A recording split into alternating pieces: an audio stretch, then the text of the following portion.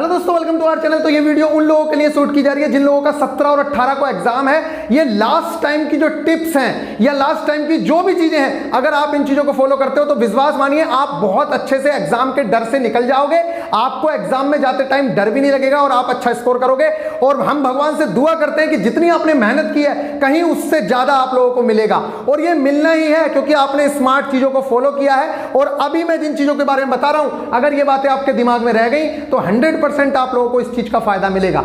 चलिए, इससे बात करने से पहले आप लोगों को पता है कि भाई हम लोगों की जो आजादी को 75 वर्ष पूरे हो चुके हैं और हमें बहुत कुछ सीखने की जरूरत है। चलिए, आज इतना ज्यादा लकी डे है, तब भी आप लोगों को यह पता होना चाहिए कि जिन लोगों ने बिना किसी स्वार्थ के, देखो यहां तो हमें बेरोजगारी से आजादी पानी है तो हमारा स्वार्थ भी छुपा हुआ है, तब भी हम अपनी कंफर्ट जोन नहीं छोड़ना चाहते।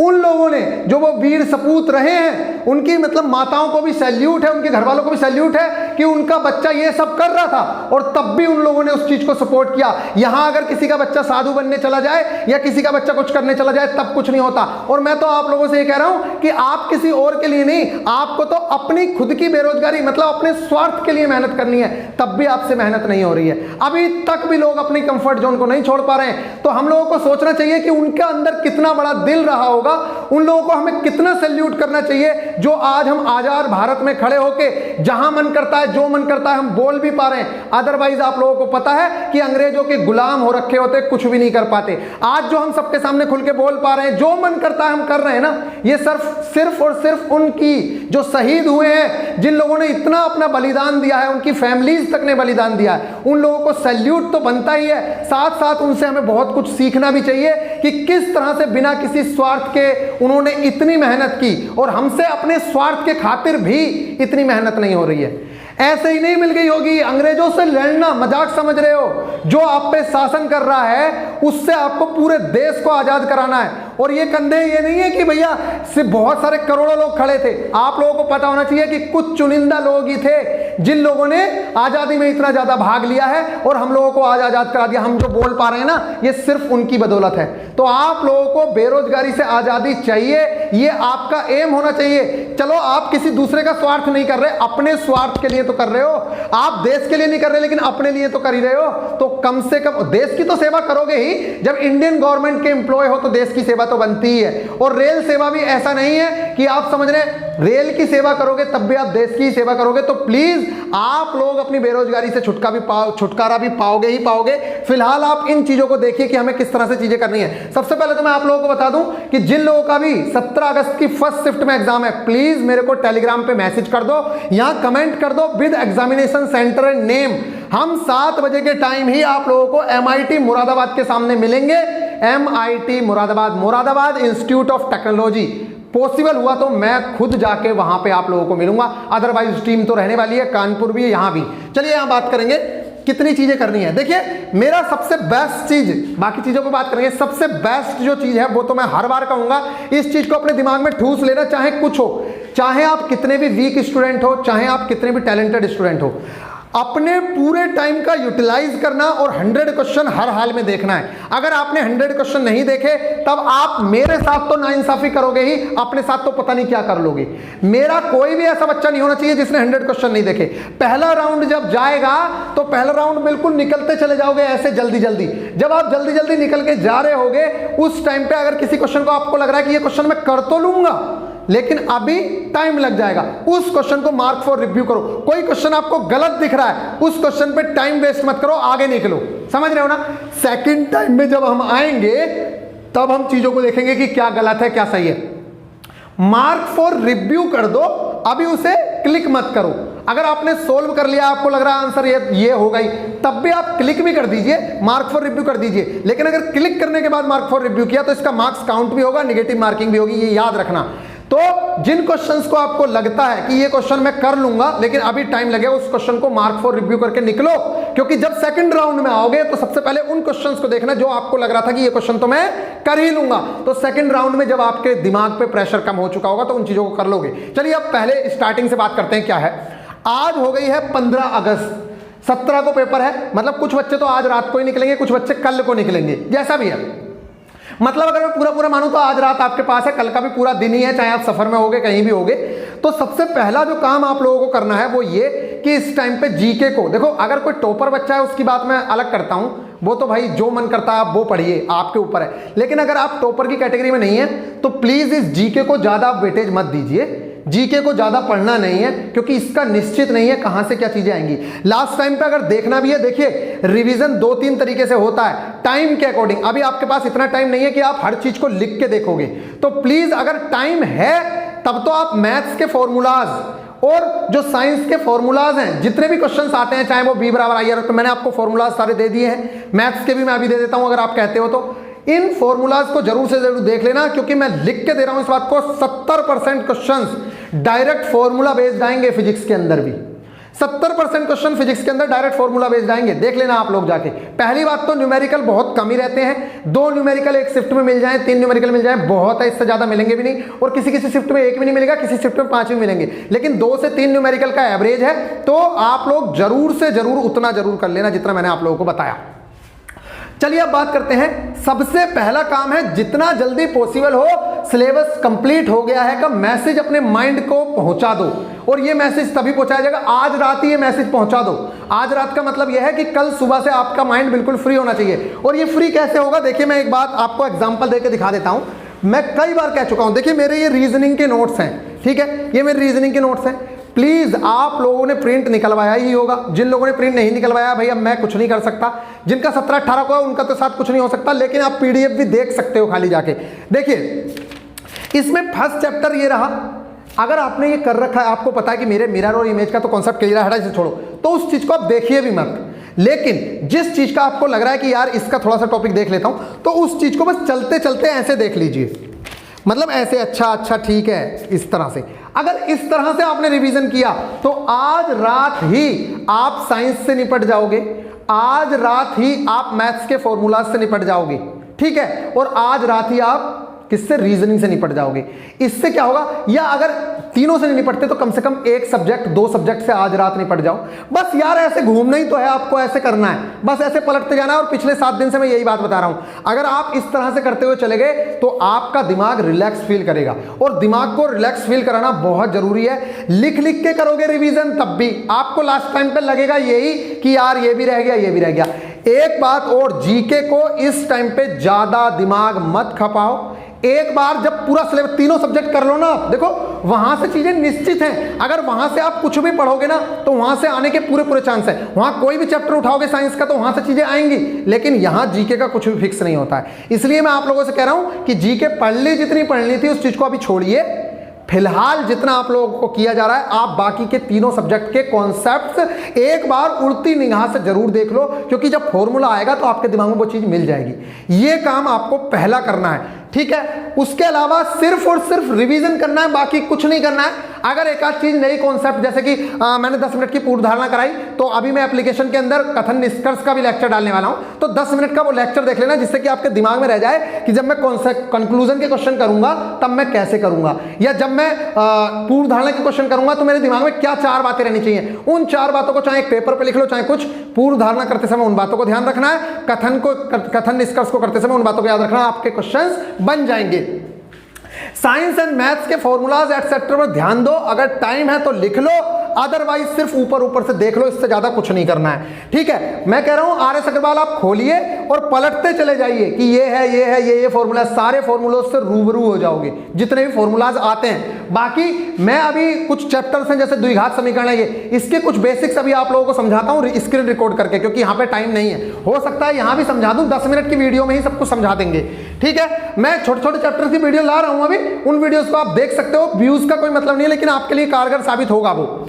अभी मैं एक वीडियो लाने वाला हूं कि न्यूमेरिकल कैसे कैसे पूछ सकता है, वो वाली चीजें भी आप लोग समझेंगे। 2 ऑप्शन एलिमिनेट हो जाए तभी तुक्का मारना, अगर 2 ऑप्शंस आप एलिमिनेट कर सको तभी तुक्का मारना, अदरवाइज ज्यादा लिपटना नहीं। और मैक्सिमम अटेम्प्ट करने की कोशिश करनी तो है, लेकिन तभी जब आपको मैंने कहा कि 2 ऑप्शंस दिख रहे हैं तब तुक्का ले सकते हो, अदरवाइज तुक्का लेने की जरूरत नहीं है। तुक्का लेने में देखो आपकी पॉसिबिलिटी 33% है, तो अगर आपने 2 एलिमिनेट कर दिए तो आप 50% होगी, मतलब अब आप ले सकते हो अगर आपको रिस्क लेना है। और टॉपर्स लोग भी देखो, किसी को कंफर्म चीजें नहीं पता होती हैं, थोड़ा बहुत हर कोई आदमी इस चीज पे चलता है कि कॉमन सेंस पे, कि क्या क्या लग रहा है। यूपीएससी हो, कोई भी एग्जाम हो, किसी को पूरा नहीं आता है, थोड़ा बहुत कॉमन सेंस लगाना पड़ता है। मान लीजिए आपको सही आंसर नहीं पता, लेकिन आपको पता है ये नहीं होगा, ये भी नहीं होगा, इन दोनों में से एक है, तब आप लगा सकते हो, उस टाइम पे ही लगाओ, अदरवाइज लगाने की जरूरत नहीं है। तुक्के 1/3 की माइनस मार्किंग है, हालत खराब हो जाएगी। लेकिन मैं ये आज आप लोगों को बता दूं, टॉपर्स स्टूडेंट के भी कम से कम 8, 9, 10 क्वेश्चन गलत होते ही हैं।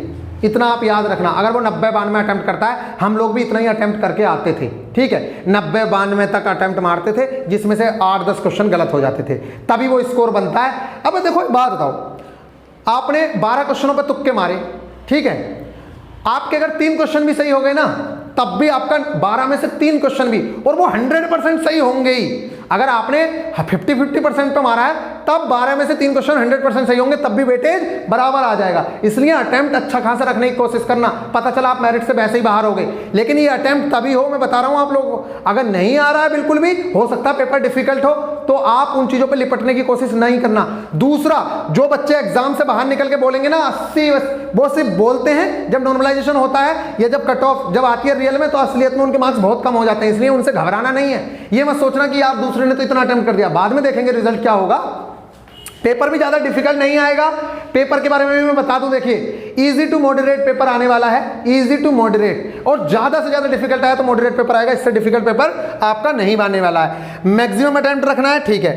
अब एग्जाम में बैठने से पहले किन चीजों को ध्यान रखना है, देखिए सबसे पहला तो मैंने आप लोगों को बताया, रिलैक्स मोड में रहो। अगर रिलैक्स मोड में आज से ही आ गए तो कल को आपका आउटपुट बहुत अच्छा मिल जाएगा। देखो अपने दिमाग को एक बार ये पहुंचा दो कि तूने जितना सिलेबस करना था वो कर लिया, और मैं इसी से एग्जाम निकाल लूंगा।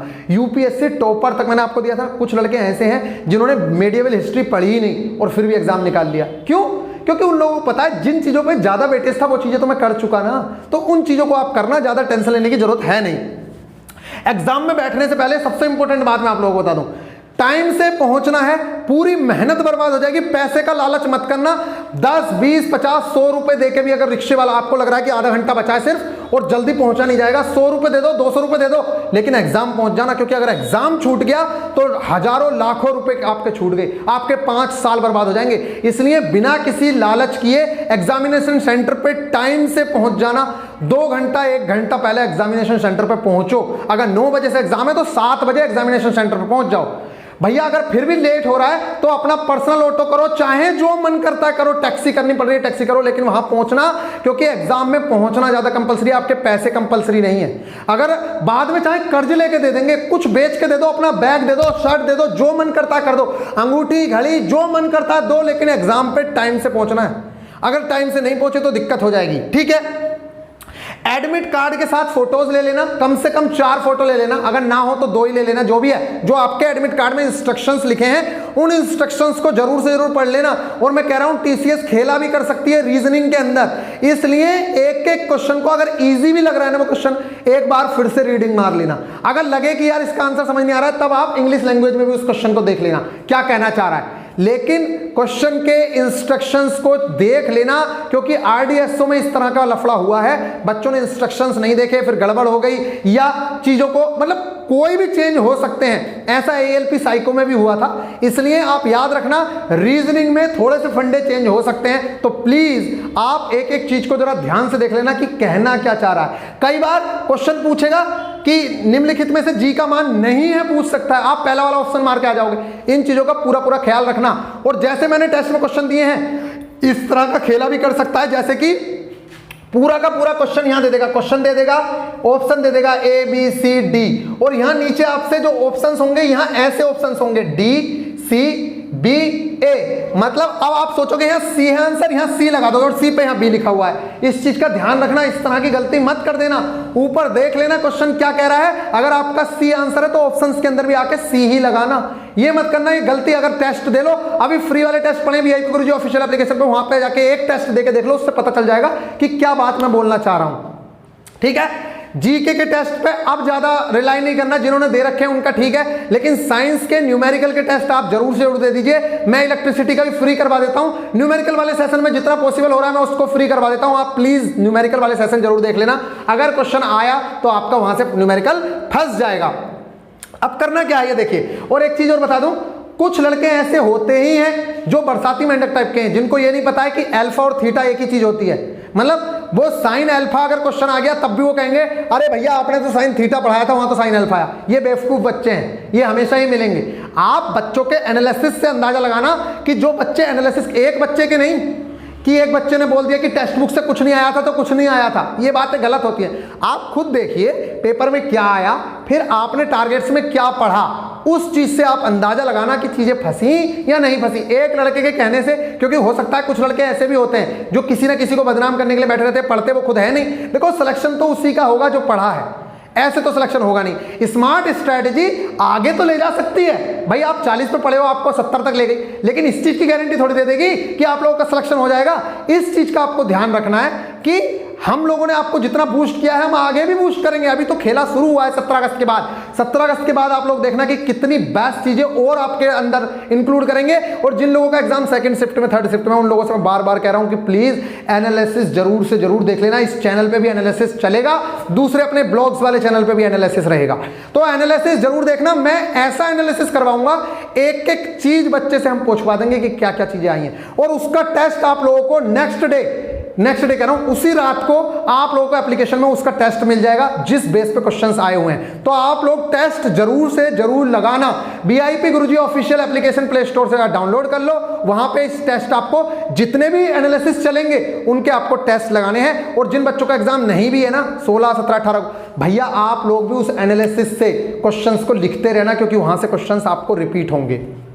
अब आती है थोड़ी सी बातें जो मोस्ट इंपॉर्टेंट है इसमें। देखो सब बाकी तो बातें करेंगे, सबसे मोस्ट इंपॉर्टेंट मैं बता दूं, एग्जामिनेशन सेंटर पे जब आप जल्दी पहुंच जाओगे ना और आपने रूम में एंटर किया तो जो पास में बैठे हुए होते हैं थोड़ा बहुत इंट्रो हो जाता है। तो पहली बात तो नकल करनी नहीं है, किसी की भी नकल करने का मौका ही नहीं मिलता, कैमरे लगे होते हैं, सारी चीजें, और नकल करनी भी नहीं चाहिए। फिर भी एक बार को अगर जैसे मान लीजिए थोड़ा बहुत कुछ कभी होता भी है, पहली बात तो करना ही नहीं है, लेकिन आप लोगों को यह पता होना चाहिए कि आपके पड़ोस में बैठा कौन लड़का है। उससे जाके थोड़ा इंट्रो हो जाता है कि भैया कितने मार्क्स आ रहे थे एवरेज, उसने कहा कि भैया 75 मार्क्स आ रहे थे, तो एक बार को उसकी बात पर रिलाई कर सकते हो। मान लीजिए किसी क्वेश्चन में कभी डिस्कशन हुआ, कुछ हुआ, तो आप एक बात को उसकी बात को रिलाई कर सकते हो। अगर उसके मार्क्स आ रहे हैं 40, आपने उसका कोई क्वेश्चन देख लिया स्क्रीन पे ऐसे झांक के और वो क्वेश्चन गलत हो गया, तो तभी झांक सकते हो जब तुम्हें पता हो कि सामने वाला लड़का भी टैलेंटेड है। तो जब आप बराबर में जाके बैठोगे, बाद में एग्जाम के बाद में उससे डिस्कस कर सकते हो कि वो क्वेश्चन कैसा था, क्या था।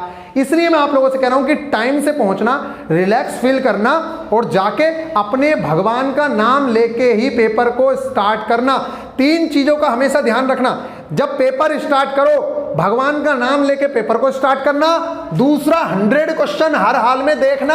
अगर तुक्का लगाना पड़ रहा है, अप्रोक्सीमेशन मेथड अपनाना। जैसे कि मान लीजिए कोई जोड़ का सवाल है, आपसे जोड़ ही नहीं रहा, लास्ट 20 सेकंड बचे, जल्दी से ऐसे जोड़ के चले जाओ। यहाँ पे 2027 लिखा हुआ, आप 2000 जोड़ लो। यहाँ पर 999 लिखा हुआ, आप 1000 जोड़ लो। मतलब अगर जोड़ घटा करना है, गुणा करना है, तो यूनिट डिजिट के कॉन्सेप्ट से कर लो। मतलब कुछ चीजें ऐसी होती हैं जो ऑप्शंस के थ्रू हो जाती हैं, ऑप्शन से इलिमिनेट करके हो जाएंगी, अप्रोक्सीमेशन से हो जाएंगी, यूनिट डिजिट से हो जाएंगी। इसकी मैं एक वीडियो भी दे रहा हूं आप लोगों को, वो वीडियो जरूर देख लेना, लिंक ग्रुप में दे दूंगा। ये शॉर्ट ट्रिक्स आपको अपनानी है। कोई भी बच्चा ऐसा नहीं होना चाहिए, मैं बार बार कह रहा हूं, जो 100 क्वेश्चन ना देखे हो। कोई भी ऐसा बच्चा नहीं होना चाहिए जिसने 100 क्वेश्चन नहीं देखे। अगर आपने 100 क्वेश्चन नहीं देखे हैं तब आप अपने साथ धोखा कर रहे हो। मैं इस बात को लिख के दे रहा हूं, आप लाखों बच्चों से पीछे रह जाओगे, क्योंकि लास्ट में अगर आप 90 तक भी पहुंचे और दूसरा बच्चा 100 तक पहुंच गया और उसके अंदर उसे 2 क्वेश्चन भी मिल गए, तब भी वो आपसे आगे है। इसलिए पूरा पेपर देखने की आपकी प्रायोरिटी होनी चाहिए। और ये नहीं है कि पहली बार मैं पेपर ही देखूंगा खटखट करके ना, पेपर में लगाते जाओ जो क्वेश्चंस होते जा रहे हैं। 1 घंटे के अंदर, 1 घंटे 10 मिनट के अंदर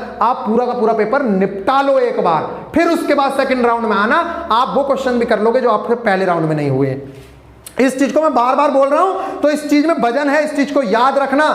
ट्रिग्नोमेट्री, ज्योमेट्री का बेसिक्स जरूर से जरूर देख लेना, बाकी कुछ आएगा नहीं। अभी मैं भी करा रहा हूं आप लोगों को कुछ चीजें लाके, ठीक है। अब admit card with photos, mask, sanitizer ले जाना। मास्क के ऊपर भी हल्ला हो जाता है, ये याद रखना।